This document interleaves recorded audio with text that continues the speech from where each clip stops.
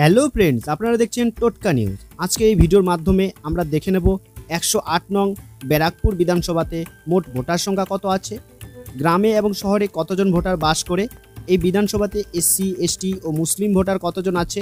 তাছাড়া আমরা দেখে নেব এই বিধানসভাতে 2021 বিধানসভা ও 2024 লোকসভা ভোটে কেমন ফলাফল হয়েছিল।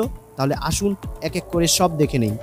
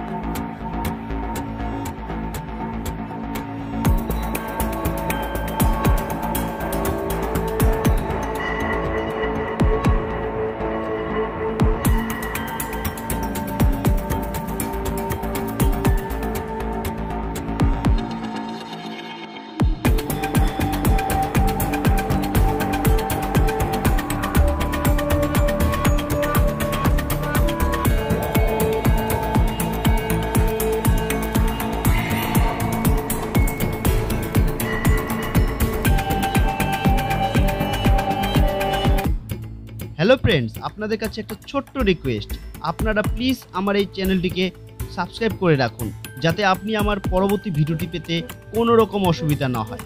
আর হ্যাঁ, আপনারা অবশ্যই জানান আপনি কোন বিধানসভার অন্তর্গত এবং কোন দলকে সাপোর্ট করেন, জানান আমার কমেন্ট বক্সে।